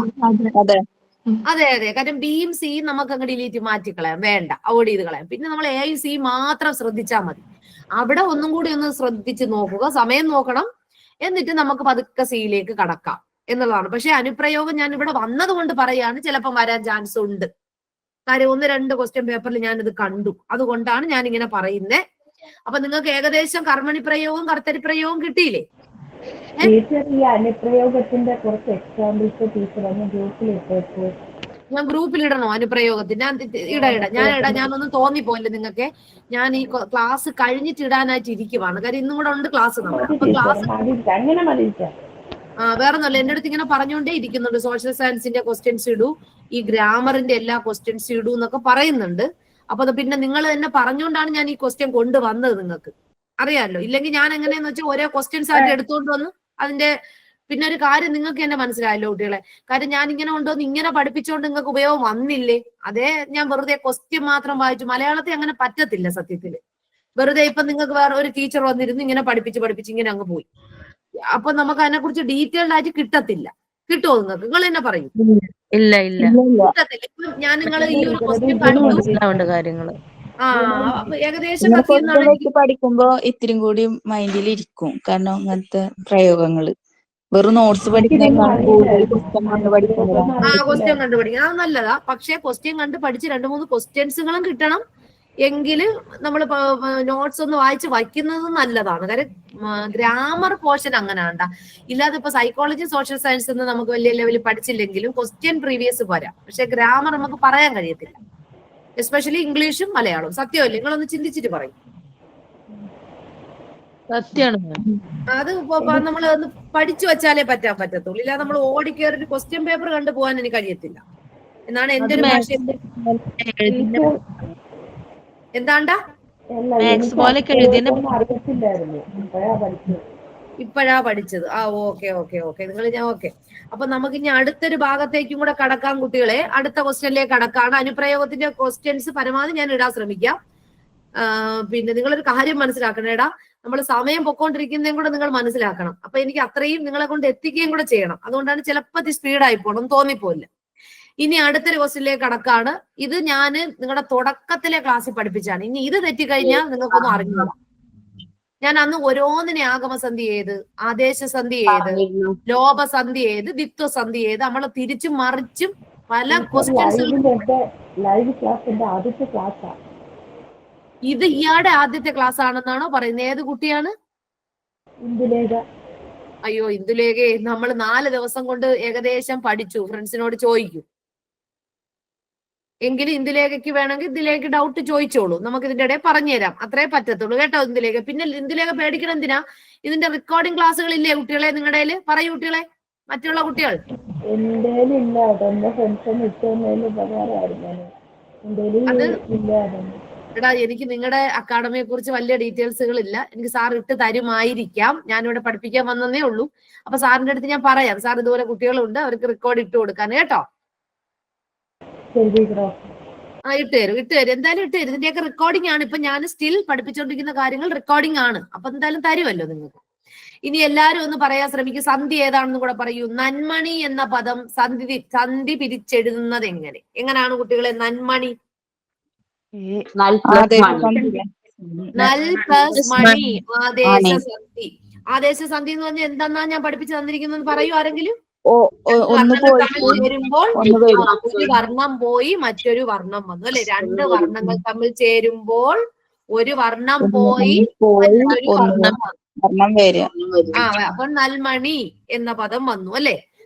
നൽമണി, നൽ പ്ലസ് മണി, നന്മണി. 2 വർണ്ണങ്ങൾ തമ്മിൽ ചേരുമ്പോ ഒരു വർണ്ണം പോയി മറ്റൊരു പുതിയ വർണ്ണം വരികയാണെങ്കിൽ അതിന് എന്തെന്നാ പറയുന്ന കുട്ടികളെ? അതാണെങ്കിൽ തിരുവോണം. ചോദിച്ച പോലെ അത് പിന്നെ എപ്പോഴും പരീക്ഷയ്ക്ക് അവന്മാരെടുത്ത് ചോദിക്കുന്നത് തിരുവോണം. തിരു പ്ലസ് ഓണമാണ് തിരുവോണം. ഓണം എന്ന് പറയുമ്പോൾ ആഗമസന്ധിയാണ്. അതെന്താണ്? ആഗമസന്ധിയാണ്. പുതിയതായിട്ട് ഒരു വർണ്ണം വന്നു ചേരും. അവിടെ എന്താ ചെയ്യുന്ന? പുതിയതായിട്ടൊരു വർണ്ണം വന്നു ചേരുവാണ് ചെയ്യുന്നത് ആഗമസന്ധിയിൽ. മറക്കാതിരിക്കുക. പനയോല എങ്ങനെ പിരിച്ചെഴുതും? പന പ്ലസ് ഓല, പനയോല. തിരു plus Onam, Thiruvonam. That is തിരു പ്ലസ് ഓണം, പന പ്ലസ് ഓല. അങ്ങനെയല്ലേ? ഉട പ്ലസ് ആട. പ്ലസ് ആട. എന്താ കുട്ടികളെ? ഉട പ്ലസ് ആട. എന്താണ്? ആഗമസന്ധ്യ. ആഗമസന്ധി മനസ്സിലായോ? ആഗമസന്ധി വ്യക്തമായിട്ട് നമ്മൾ ആദ്യത്തെ ക്ലാസ്. പിന്നെ ദിത്വസന്ധിയൊക്കെ സിമ്പിൾ ആണ്, ഇരട്ടിക്കാണ് ചെയ്യുന്നത്. ലോപസന്ധി അവിടെ ലോപിക്കാണ് ചെയ്യുന്നത്. ആദേശസന്ധി മാത്രമാണ് ചിലപ്പോൾ ഇച്ചിരി ഒരു പാടായിട്ട് വരുന്നത്. വേറെ ഒന്നുമില്ല, അത് 2 വർണ്ണങ്ങൾ ചേർന്ന് ഒരു വർണ്ണം പോയി മറ്റൊരു വർണ്ണം വരുവാണ് ചെയ്യുന്നത്. അപ്പൊ അവിടെ ഒന്ന് ശ്രദ്ധിക്കുക. ഇവിടെ നന്മണി മനസ്സിലായിട്ടുണ്ടാകും എന്ന് കരുതുകയാണ്. അങ്ങനെയാണെങ്കിൽ നമ്മൾ അടുത്ത ഭാഗത്തിലേക്ക് കടക്കുകയാണ്. നല്ല അധ്യാപിക ആരായിരിക്കണം? കുട്ടിയേക്കാൾ വളരെയധികം ബുദ്ധിശക്തിയും അറിവും ഉള്ളവളായിരിക്കണം. കുട്ടികൾക്ക് നല്ല അറിവുകൾ പകർന്നു കൊടുക്കുന്നവൾ. പാഠങ്ങൾ നന്നായി പഠിപ്പിക്കുന്ന വ്യക്തിയായിരിക്കണം. കുട്ടികൾക്ക് ആത്മവിശ്വാസം പകർന്ന് ഓപ്ഷൻ ഡി. Option D. അതെല്ലാവർക്കും അറിയാം. കാരണം ഒരു ടീച്ചിങ് ആപ്റ്റിറ്റ്യൂഡിന്റെ അകത്തുനിന്ന് വരുന്ന ഒരു ക്വസ്റ്റ്യൻ ആണ്. കുട്ടികൾക്ക് ആത്മവിശ്വാസം പകർന്ന് പഠന പ്രവർത്തനങ്ങൾ പങ്കാളിയും എന്ന് വെച്ചാൽ ഈ ബിക്കം എ സ്കൾഫോൾഡർ അല്ലെ കുട്ടികളെ? അതപ്പോ നമ്മൾ എപ്പോഴും പഠിച്ച് നിൽക്കുന്ന ഒരു കാര്യമാണ്. അത് പറഞ്ഞ നാക്കെടുത്തില്ല. അടുത്ത ക്വസ്റ്റ്യൻ. കൈത്താങ് നൽകൽ എന്നതിനോട് ചേരാത്ത പ്രവർത്തനം ഏത്? പഠിതാവിനെ കൊണ്ട് തന്നെ പ്രവർത്തനം പൂർത്തീകരിപ്പിക്കുക, ആലോചനയുടെ ദിശ തിരിച്ചുവിടൽ, ഉതകുന്ന ചോദ്യങ്ങൾ ഉന്നയിക്കുക, സൂചനകളും ഉദാഹരണങ്ങളും നൽകുക, പഠിതാവിന് പൂർത്തിയാക്കാൻ കഴിയാത്ത പ്രവർത്തനം അധ്യാപക പൂർത്തീകരിച്ച് കാണിച്ചു കൊടുക്കുക. Option D. കാര്യം പഠിതാവിന് പൂർത്തീകരിക്കാൻ കഴിയാത്ത പ്രവർത്തനം അധ്യാപിക ചെയ്ത് കാണിച്ചു കൊടുക്കുക എന്ന് പറയുമ്പോൾ നമ്മളൊരു കൺസ്ട്രക്റ്റീവ്സ് ക്ലാസ് റൂമിന്റെ അകത്ത് നടക്കുന്ന പ്രവർത്തനം, എസ്പെഷ്യലി സോഷ്യൽ കൺസ്ട്രക്റ്റീവ്സ് അതിന്റെ അകത്ത് വരത്തില്ല അല്ലേ? അപ്പൊ സ്കഫോൾഡിംഗ് എന്ന ആശയം കൊണ്ടുവന്നേക്ക് അറിയാലോ. നിങ്ങൾ ആരാ കുട്ടികളെ കൊണ്ടുവന്നേ?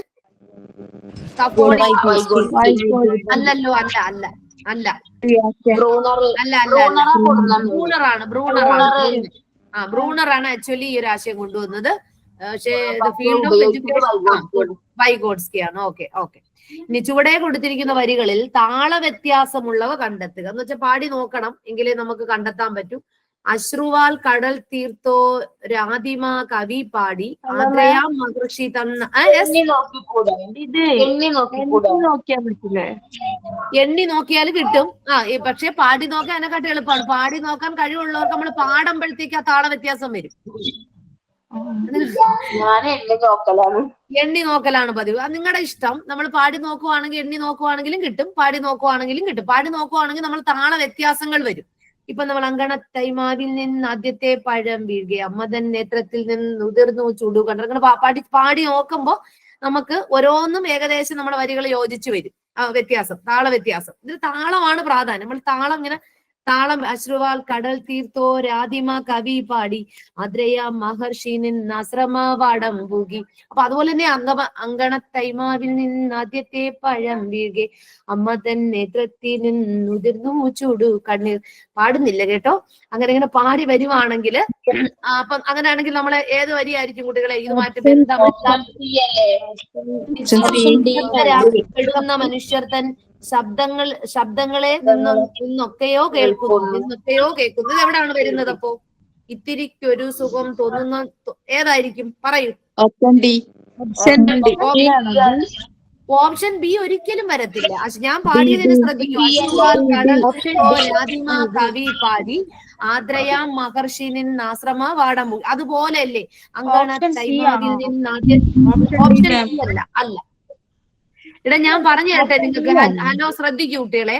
നിങ്ങൾ ഈ വരി എണ്ണ ഒന്നും നോക്കണ്ട. ആക്ച്വലി നിങ്ങൾക്ക് പാടാൻ ജസ്റ്റ് ഒരു കഴിവ് വെറുതെ ഉണ്ടെങ്കിൽ അശ്രുവാൽ കടൽ തീർത്തോ രാധിമ കവി പാടി ആദ്രയാ മഹർഷി തന്നാശ്രമവാടം പൂകി അങ്കണത്തൈമാവിൽ നിന്ന് ആദ്യത്തെ പഴം വീഴെ അമ്മ തൻ നേത്രത്തിൽ നിന്നുതിർന്നു ചൂടു കണ്ണീർ. ഏകദേശം വരികളെ ഒരുപോലെ.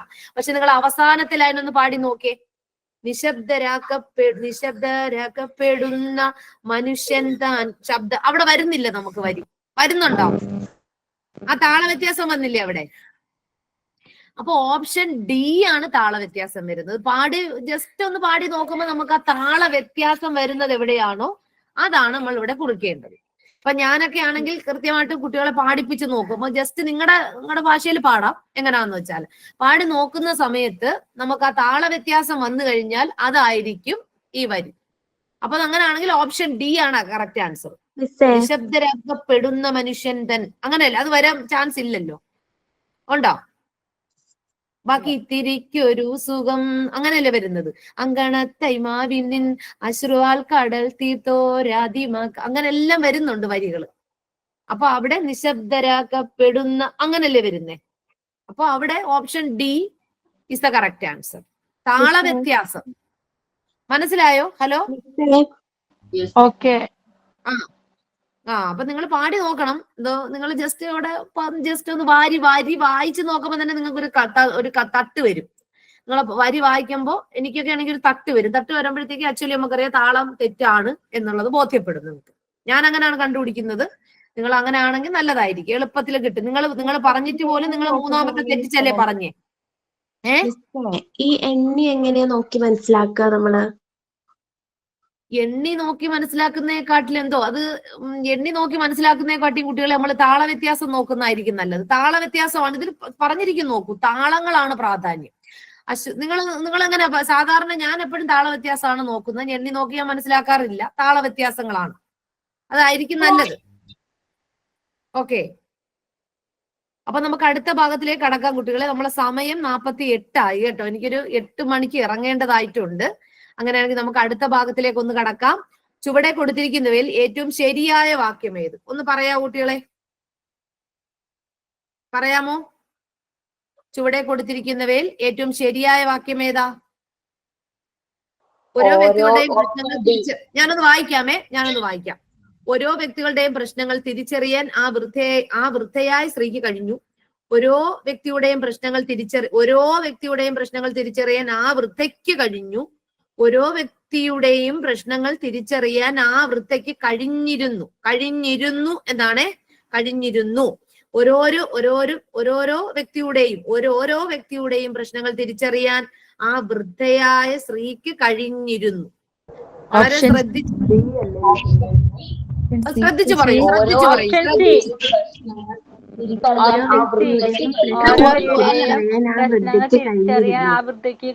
അല്ല, ഈ ഓപ്ഷൻ ഡി ആരോ പറഞ്ഞു, അത് ഒരിക്കലും തെറ്റും. കാര്യം ഓരോരോ വ്യക്തിയുടെയും നമ്മൾ പറയത്തില്ലല്ലോ. അപ്പൊ അതിനെ കളഞ്ഞിരിക്കും നിങ്ങൾ ആദ്യം.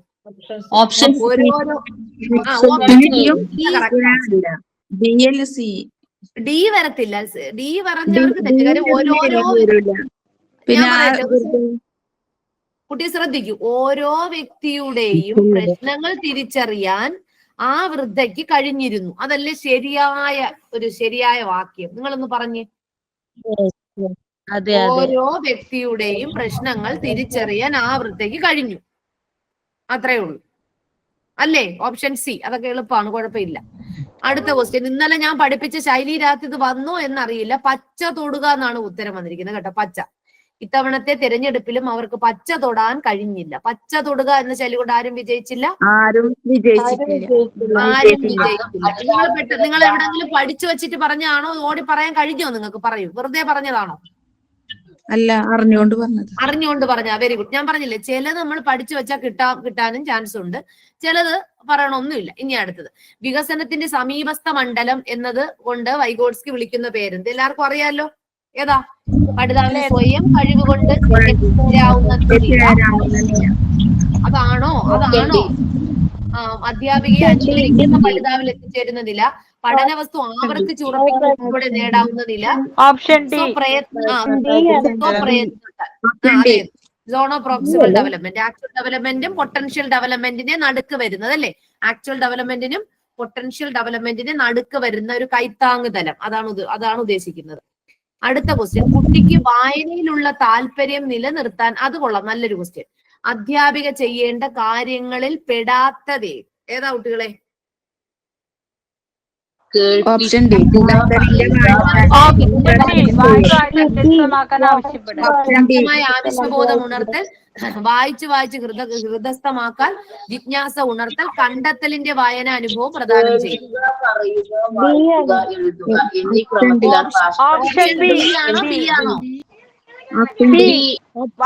വായിച്ച് ഹൃദയസ്ഥമാക്കാൻ ആവശ്യപ്പെടാൻ. Very good. ഓപ്ഷൻ ബി ആണ്. പക്ഷെ ഈ ഡി കാരെ നിങ്ങളൊരു കാര്യം, കണ്ടെത്തൽ എന്ന് പറയുമ്പോൾ വായന അനുഭവത്തിൽ കണ്ടെത്തൽ പഠനം വരത്തില്ല. കണ്ടെത്തി കുട്ടി എന്ന് വെച്ചാൽ കുട്ടി സ്വന്തമായിട്ട് ഒരു ആശയം, ഒരു വസ്തുതയോ കണ്ടെത്തിക്കൊണ്ട് വരുവാണ് എന്നല്ലാതെ ഈ കണ്ടെത്തല് നമ്മളെ വായന അനുഭവത്തിൽ വരണമെന്നില്ല. വരുമോ? ഒരിക്കലുമില്ല. അത് തെറ്റിപ്പോയി. വായിച്ച് ഗൃഹസ്ഥമാക്കാൻ ആവശ്യപ്പെടൽ, അതാണല്ലോ നമ്മള് എന്താ പറയുന്നത്, പ്രൈവറ്റ് ലേണിംഗ്, സോഷ്യൽ ലേണിംഗ്, പിന്നെ ഇന്റേണൽ ലേണിംഗ്. നിങ്ങൾ കേട്ടിട്ടുണ്ടല്ലോ, അതിലൊക്കെ ഇങ്ങനെ വരുന്നുണ്ട് കാര്യങ്ങളൊക്കെ. സോഷ്യലി പഠിക്കും, ഇന്റേണൽ ആയിട്ട് ഉരുവിടും, പിന്നെ പ്രൈവറ്റ്ലി വരും. ഓക്കെ, ഇതാണ് 111ാമത്തെ ക്വസ്റ്റ്യൻ നമുക്ക് കിട്ടി. അതിന്റെ ആൻസർ ഏതാ? ആരും വിജയിച്ചില്ല.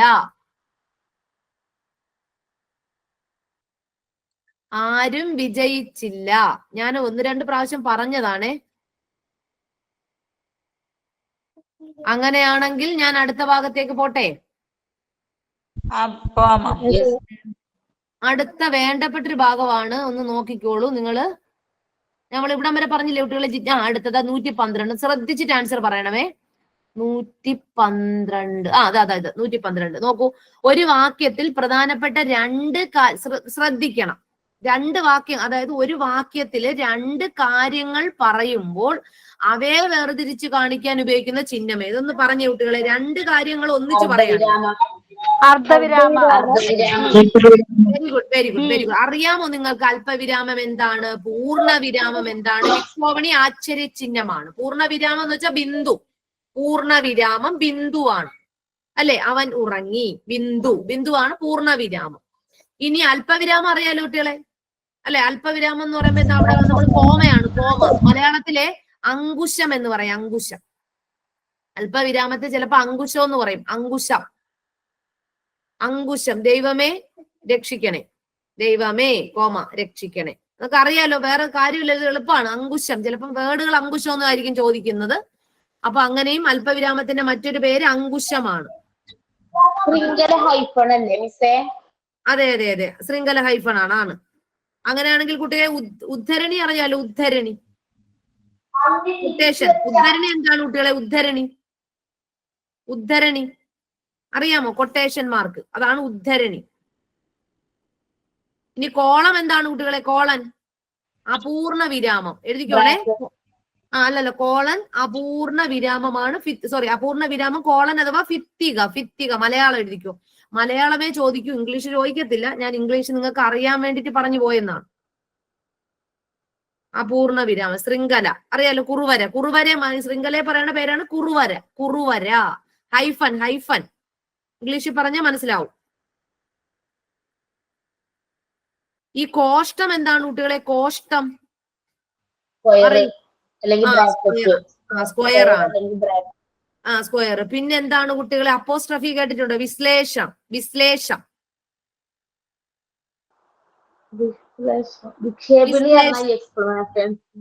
വിശ്ലേഷണം എന്ന് വെച്ചാൽ വാക്യത്തിന്റെ മുകളിൽ നമ്മൾ അപ്പോസ്ട്രഫി എന്ന് അറിയത്തില്ലേ കുട്ടികളെ? ഇംഗ്ലീഷിൽ പറയൂ. അപ്പോസ്ട്രഫി എസ് എന്നൊക്കെ ഇടത്തില്ലേ നമ്മൾ? അപ്പോസ്ട്രഫി മോളിൽ ഒരു ഇങ്ങനെ കോമ ഇട്ടിട്ട്. സത്യോ? ഇന്ത്യാസ്, ഇന്ത്യാസ്, ഗോപീസ് എന്നൊക്കെ അങ്ങനെ എഴുതി കൊടുക്കത്തില്ല. അതാണ് അപ്പോസ്ട്രഫീസ് കൊടുക്കത്തില്ലേ? ഇംഗ്ലീഷ് അറിഞ്ഞാലേ പറയാൻ പറ്റത്തുള്ളൂ കുട്ടികളെ. എങ്കിലും നമുക്ക് ഞാൻ ആ പറയുന്നത് നിങ്ങൾക്ക് എളുപ്പത്തിൽ മനസ്സിലാവത്തുള്ളൂ. ഇംഗ്ലീഷിൽ നമ്മൾ എല്ലാം യൂസ് ചെയ്യുന്നതാണ്, പക്ഷെ മലയാളത്തിൽ നമ്മൾ ഒന്നും ശ്രദ്ധിക്കത്തോലുമില്ല എഴുതുന്ന സമയത്ത്. അതാണ് സത്യമായ കാര്യം. ഇത് ആക്ച്വലി ഇതൊക്കെ എളുപ്പമാണ്. നമ്മൾ അല്പവിരാമവും അർത്ഥവിരാമവും ഒക്കെ ഞങ്ങൾ ഉപയോഗിക്കും. മലയാളത്തിൽ എനിക്ക് അറിയത്തില്ല ആരും ഉപയോഗിക്കുന്നു എന്നുള്ള കാര്യം. ഇംഗ്ലീഷിൽ നമ്മൾ ഇത് സകലതും ഉപയോഗിക്കും. കാര്യം ഇല്ലെങ്കിൽ ടീച്ചർ സെന്റൻസ് എഴുതുമ്പോ അവിടെ ഇരുന്ന് നിർത്തി പൊരിക്കും. അതല്ലേ സത്യം? എന്താടാ പറഞ്ഞത്? ാണ് നമ്മൾ ആശ്ചര്യ ചിഹ്നം. ആശ്ചര്യം. അതെ അതെ അതെ അതെ. ഞാനിത് നിങ്ങൾക്ക് ലാസ്റ്റ് ഒന്ന് കൊണ്ടുവന്നിട്ടുണ്ടെന്നാണ് തോന്നുന്നത്. അതൊന്ന് നോക്കിക്കോളൂ കുട്ടികളെ. കണ്ട് ഇവിടെ അർത്ഥവിരാമം കണ്ട, സെമിക്കോളം കണ്ടോ? കണ്ടോ? പിന്നെ ക്വസ്റ്റ്യൻ മാർക്ക്. ആ കുട്ടി ഉദ്ധരണി. ഉദ്ധരണി കണ്ടോ കുട്ടികളെ? ഇതാണ് ഉദ്ധരണി സംഗതി. കണ്ടോ? ഉദ്ധരണി കാണുന്നുണ്ടോ? ഇപ്പൊ നമ്മള് വാവ് വാട്ട് എ ബ്യൂട്ടി എന്നൊക്കെ പറയുമ്പോഴത്തേക്ക് അവിടെ ആശ്ചര്യചിഹ്നമല്ലേ വരുന്നേ? അപ്പോസ്ട്രഫി അറിഞ്ഞുകൂടാത്തൊരു കൊച്ചു ചോദിച്ചതാണ്. അപ്പോസ്ട്രഫി ഇതാണ്. കുറിച്ച് വെച്ചോണം. നിങ്ങൾ ഇംഗ്ലീഷ് എഴുതി വയ്ക്കുന്നതായിരിക്കും നല്ലത്. തൊട്ടടുത്ത് ഇംഗ്ലീഷ്, മലയാളത്തിന്റെ കൂടെ ഇംഗ്ലീഷിൽ ഒന്ന് എഴുതി വെക്കുകയാണെങ്കിൽ മറക്കത്തില്ല. ജസ്റ്റ് ഒന്ന് കുറിച്ചിട്ടാ മതി. ഇതിന്റെ PDF ഉണ്ടോ മിസ്സേ? PDF ഞാനിതെല്ലാം കുട്ടികൾക്ക് പഠിപ്പിക്കുന്ന കാര്യമാണ്. PDF ഉണ്ട്. ഞാൻ PDF ആണ് പഠിപ്പിച്ചുകൊണ്ടിരിക്കുന്നേടാ. ഇതാണ് PDF. അതെ അതെ. ഗ്രൂപ്പിലിട്ടൊരു PDF ആയിട്ടുള്ളത്. PDF ഞാൻ സാറിന്റെ അടുത്ത് വിളിച്ച് ചോദിച്ചിട്ട് ഇടാമേ. മനസ്സിലായോ?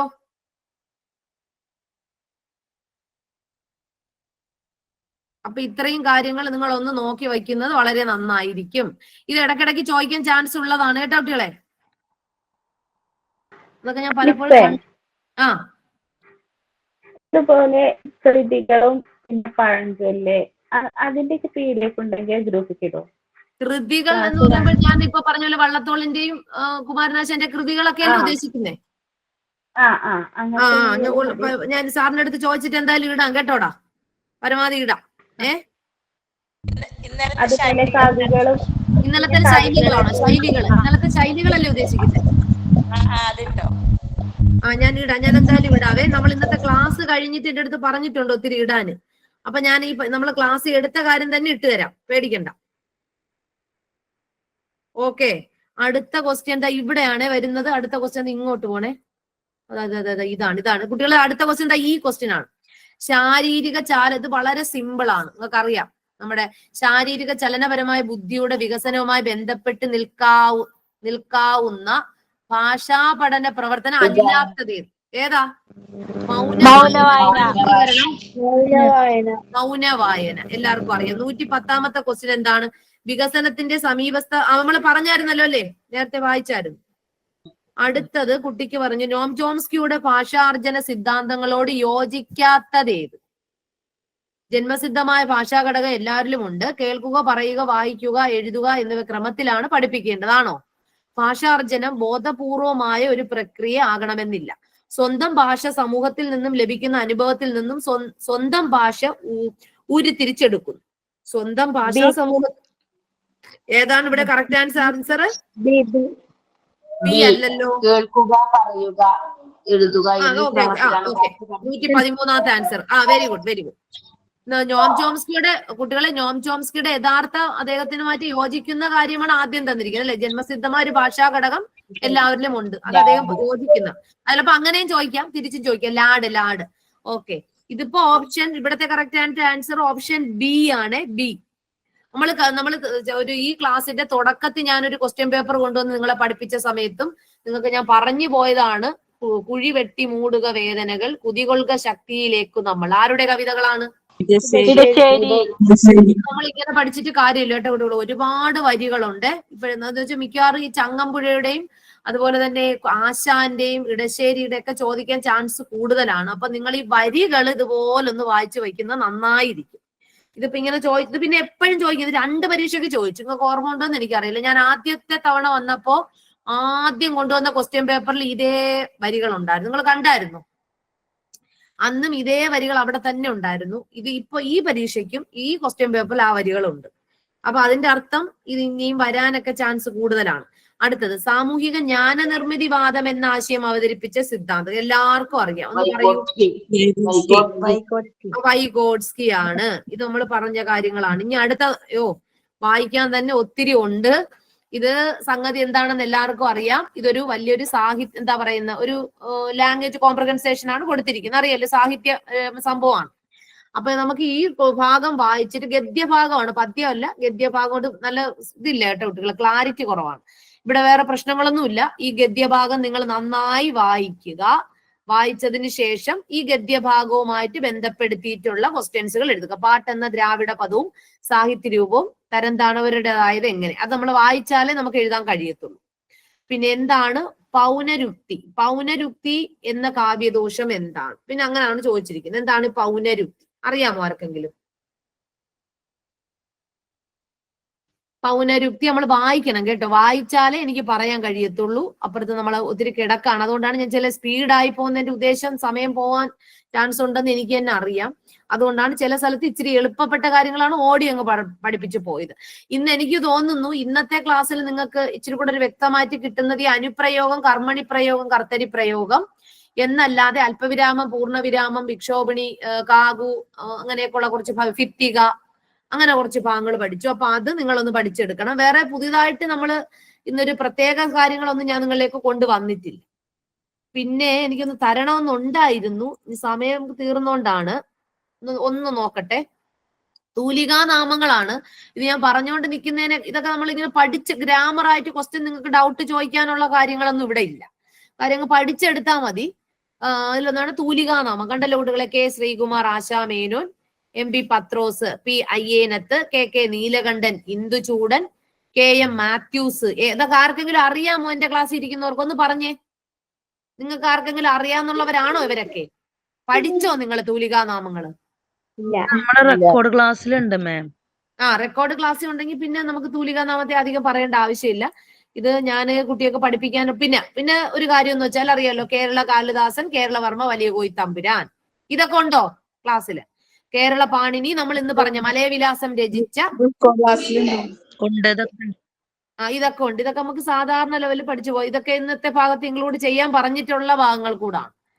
അപ്പൊ ഇതൊക്കെ കുറച്ച് തൂലികാ നാമങ്ങളും മറ്റുമാണ്. Appukuttan Nair Kozhikodan, P K Nair Thikkodiyan, Madhavan Nair Mali, V K Narayanan Nair, P K. പിന്നെ ഞാന് തദ്ധിതം നിങ്ങൾക്ക് അറിയാവോ? തദ്ധിതം വേണമെങ്കിൽ ഞാനിത് ഗ്രൂപ്പിൽ ഷെയർ ചെയ്യാം. തദ്ധിതത്തെ കുറിച്ച് തദ്ധിതം ചോദിക്കാൻ ചാൻസ് കൂടുതലാണ്. തദ്ധിതം അതൊന്ന് പഠിച്ചു വയ്ക്കണം എല്ലാവരും. കേട്ടോ കുട്ടികളെ? ഹലോ, കേൾക്കുന്നുണ്ടോ? തദ്ധിതം കഴിഞ്ഞ ക്ലാസ് ഞങ്ങൾ പഠിച്ചതാണ്. കുറച്ചൊക്കെ ഞാൻ പഠിപ്പിച്ച് തന്നിട്ടുണ്ട്. തദ്ധിതം ഡീറ്റെയിൽഡ് ആയിട്ട് പഠിപ്പിച്ചുകൊണ്ട് നിന്നില്ല നമ്മൾ കഴിഞ്ഞ ക്ലാസ്സിൽ. എങ്കിലും തദ്ധിതവും പിന്നെ അതുപോലെ അനുപ്രയോഗം വെറുതെ പഠിച്ചും പോകരുത്. അനുപ്രയോഗത്തിന്റെ വിവിധ തരങ്ങളുണ്ട്. വേദാനുപ്രയോഗം, കാലാനുപ്രയോഗം, പുരാണാനുപ്രയോഗം, നിഷേധാനുപ്രയോഗം, അങ്ങനെയുള്ള പ്രധാനപ്പെട്ട 4 തരങ്ങൾ അനുപ്രയോഗത്തിനുണ്ട്. അനുപ്രയോഗം ചോദിച്ച സ്ഥിതിക്ക് അതും കൊണ്ടൊന്ന് വായിച്ചു വെക്കണം. മനസ്സിലായോ പറഞ്ഞ കാര്യങ്ങള്? പിന്നെ നമ്മൾ ഈ പറഞ്ഞ തൂലികാനാമങ്ങൾ അങ്ങനെ ഒരു പ്രത്യേകിച്ചില്ല, വെറുതെ ഒന്ന് വായിച്ചൊക്കെ ഓടി അങ്ങ് പോയാലും കിട്ടുന്നതാണ്. പക്ഷെ തദ്ധിതം ഒന്നും പെട്ടെന്ന് കിട്ടണമെന്നില്ല. മനസ്സിലായല്ലോ? തദ്ധിതം ഒന്നും ഓടിച്ചാടി കിട്ടണമെന്നില്ല. അപ്പൊ അങ്ങനെയൊക്കെ ഉള്ളത് മാത്രം നിങ്ങളൊന്ന് ചോദിക്കുക. പിന്നെ ആർക്കെങ്കിലും നിങ്ങളുടെ ഇടയിൽ ഇരിക്കുന്ന ഏതെങ്കിലും കുട്ടിയൊക്കെ ഇനി ക്ലാസ് കഴിഞ്ഞു പോയിട്ട് ഡൗട്ടുകൾ എന്തെങ്കിലും ഉണ്ടെങ്കിലും നിങ്ങൾ ഒരു വോയിസ് ഇട്ടിട്ട് ചോദിച്ചാൽ മതി. ടീച്ചറിന്റെ അടുത്ത് ഒന്ന് ചോദിക്കൂ, ഇതിന്റെ ഉത്തരം പറഞ്ഞു തരാനോ. അങ്ങനെ നിങ്ങൾ ക്ലാസ് കണ്ടു പോയതിനു ശേഷം അങ്ങനെയാണെങ്കിൽ ഞാൻ ഡൗട്ട് ക്ലിയർ ചെയ്ത് നിങ്ങളുടെ റെക്കോർഡായിട്ട് തന്നെ ജസ്റ്റ് ഒന്ന് അയച്ചു തരാം. നിങ്ങൾ ക്വസ്റ്റ്യൻ കണ്ടിട്ട് ഏതെങ്കിലും ഡൗട്ട് ചോദിക്കുക, ഇതിന് റിലേറ്റഡ് ആയിട്ടുള്ള ഫാക്ടുകൾ ഒന്നും അറിയാനോ അങ്ങനെ ചോദിച്ചാൽ മതി. പിന്നെ ഈ ക്വസ്റ്റ്യൻ പേപ്പർ ഞാൻ നിങ്ങളിലേക്ക് സെൻഡ് ചെയ്യാം. ഇന്ന് നമ്മൾ ക്ലാസ് എടുത്തത് നിങ്ങൾ പേടിക്കണ്ട, അത് ഞാൻ എന്തായാലും നിങ്ങളിലേക്ക് സെൻഡ് ചെയ്യാം. ഹലോ കുട്ടികളെ, കേൾക്കുന്നുണ്ടോ നിങ്ങൾ പറയുന്നേ? ഹലോ, കേൾക്കുന്നുണ്ട്. Okay okay okay okay. അപ്പൊ സംഗതികളൊക്കെ ഒത്തിരി ഉണ്ട്. ഞാനപ്പം പരമാവധി അയച്ചു കൊടുക്കാം കേട്ടോ. പ്രകാരം ഇതൊക്കെ കിട്ടിയായിരുന്നല്ലോ നിങ്ങൾക്കെല്ലാം? കിട്ടിയില്ലായിരുന്നല്ല? ഹലോ കുട്ടികളെ, കിട്ടിയായിരുന്നു. ഇതൊക്കെ നമ്മൾ ആദ്യത്തെ ക്ലാസ്സിൽ ഡിസ്കസ് ചെയ്ത് പോയതാണ്. ആദ്യത്തെ ക്ലാസ്സിൽ ഒരു ക്ലാസ്സിൽ ഡിസ്കസ് ചെയ്തൊക്കെ പോയതാണ്. ഇതൊക്കെ പഠിച്ചുകൊണ്ടിരുന്ന സമയത്താണ് വണ്ടി വളരെ വേഗത്തിൽ പോകുന്നു, ക്രിയാവിശേഷണം, നാമവിശേഷണം ഒക്കെ പറഞ്ഞത്. ഓർമ്മ ഉണ്ടല്ലോ നിങ്ങൾക്ക്? ഓക്കെ. അങ്ങനെയാണെങ്കിൽ ഞാൻ ഇന്നത്തെ ക്ലാസ് വൈൻഡപ്പ് ചെയ്യാണ്. നിങ്ങൾക്ക് ഇനി എന്തെങ്കിലും ഈ ക്ലാസ്സുമായിട്ട് ബന്ധപ്പെട്ട് ഡൗട്ട് ഒക്കെ വേറെ ആർക്കെങ്കിലും ഉണ്ടെങ്കിൽ നിങ്ങൾ എന്ത് ചെയ്താൽ മതി, ഒരു വോയിസ് ക്ലിപ്പ് ഇട്ട് സാറിന്റെ അടുത്ത് ചോദിച്ചാൽ മതി. ഈ ക്ലാസ്സുമായിട്ട് ബന്ധപ്പെടുത്തി ഡൗട്ട്സുകൾ ക്ലിയർ അപ്പ് ചെയ്ത് വരാം. ഇന്ന് പഠിച്ച കാര്യത്തിൽ അനുപ്രയോഗം പഠിച്ചു. അനുപ്രയോഗമാണ് നമ്മൾ പ്രധാനമായിട്ട് പഠിച്ചിട്ടത്. അപ്പൊ അതിലുമായിട്ട് ബന്ധപ്പെടുത്തി ഇനിയും ആർക്കെങ്കിലും ഡൗട്ട്സുകളോ എല്ലാം ഒക്കെ ഉണ്ടെങ്കിൽ ഒന്ന് ചോദിക്കാം, മടിക്കാതെ അങ്ങ് ചോദിച്ചാൽ മതി. ഓക്കെ. അല്ല കുട്ടികളെ, പിന്നെ പരമാവധി PDF ഞാൻ സെൻഡ് ചെയ്യാം, പേടിക്കണ്ട. പിന്നെ നിങ്ങൾ പേടിക്കുന്ന വിധത്തിലൊന്നും വരാൻ ചാൻസ് ഇല്ല. പിന്നെ ഈ ഗ്രാമർ പോർഷൻ മാത്രം നിങ്ങളൊന്ന് പ്രത്യേകിച്ച് നോക്കി വെച്ചാൽ മതി. ബാക്കി ഗദ്യവും പദ്യവും ഒക്കെ സിമ്പിൾ ആയിട്ട് പോകും. പിന്നെ ഒരിക്കലും നിങ്ങൾ ഈ ഗദ്യം എന്റെ അനുഭവത്തിൽ നിന്ന് പറയുവാണ്. നമ്മൾ അനുഭവങ്ങളാണല്ലോ നമുക്ക് ഗുരുക്കൾ എന്ന് പറയുന്നത്. നമുക്ക് അല്ലെ, അറിവിനെക്കാട്ടിലുപരി അനുഭവങ്ങളാണ് ഏറ്റവും പ്രാധാന്യം. അനുഭവങ്ങൾക്ക് അല്ലെ. അപ്പൊ അതുകൊണ്ടാണ് ഞാൻ പറയുന്നത്, ഒരു വ്യക്തിക്ക് ഒരുപാട് അറിവുണ്ട് എന്നതിലല്ല കാര്യം ഇരിക്കുന്നത്. എനിക്ക് എല്ലാം അറിയാൻ ടീച്ചറെ, ആ കുട്ടി ജയിക്കണമെന്നില്ല. അത് നിങ്ങൾ ആദ്യം മനസ്സിലാക്കുക. അനുഭവങ്ങളാണ് കൂടുതൽ വേണ്ടത്. അതായത് ഒരുപാട് ക്വസ്റ്റ്യൻ കണ്ട് അതിലുള്ള പരിജ്ഞാനം നേടിയൊരു വ്യക്തി. അപ്പൊ അതുകൊണ്ടാണ് ഞാൻ പറയുന്നത് പല ക്വസ്റ്റ്യൻസ് ഇങ്ങനെ കണ്ട് വർക്കൗട്ട് ചെയ്ത സ്ഥിതിക്ക് ഞാൻ പറയുന്നത് വെച്ചാൽ ആശയം മനസ്സിലാക്കിയിട്ട് വേണം ഗദ്യവും പദ്യവും എഴുതി പോവാൻ. മനസ്സിലായല്ലോ? അല്ല കുട്ടികളെ, അങ്ങനെയാണെങ്കിൽ ഞാൻ ഇന്നത്തെ ക്ലാസ് വൈൻഡപ്പ് ചെയ്യാണ്. പിന്നെ എന്തെങ്കിലും ഡൗട്ടുകൾ ഇനി നിങ്ങൾക്ക് ക്ലാസ്സിന്റെ അകത്ത് കണ്ടിട്ടൊക്കെ ഉണ്ടെങ്കിൽ നിങ്ങൾ ചോദിച്ചാൽ മതി. പിന്നെ ഞാൻ എന്തായാലും നിങ്ങൾക്ക് PDF അയച്ചു തരാം, പേടിക്കണ്ട. എന്റെ അടുത്ത് ചോദിച്ചിട്ടുണ്ട്, നിങ്ങളുടെ അക്കാഡമിയിൽ നിന്ന് വിളിച്ച് പറഞ്ഞിട്ടുണ്ട് കുട്ടികൾക്ക് PDF അയച്ചു കൊടുക്കാൻ. പിന്നെ ക്വസ്റ്റ്യൻ പേപ്പർ ഈ അനുപ്രയോഗത്തിന്റെ ക്വസ്റ്റ്യൻസുകളാണോ അയച്ചു തരാൻ പറഞ്ഞത്? നിങ്ങൾ പറയൂ, ആണോ? എന്തായാലും എല്ലാത്തിന്റെയും ക്വസ്റ്റ്യൻ ഒരുമിച്ച് ഇടാം. ആ കൂട്ടത്തിൽ കൂടെ ഞാൻ അതും കൂടെ ഒരുമിച്ച് ഇടാം, പേടിക്കണ്ട. ഒരു 5-5 ക്വസ്റ്റ്യൻ വെച്ചിട്ട് ഓരോന്നിന്റെ ഇടാം. ഓക്കെ കുട്ടികളെ? Thank you ma'am. Thank you. Okay, thank you.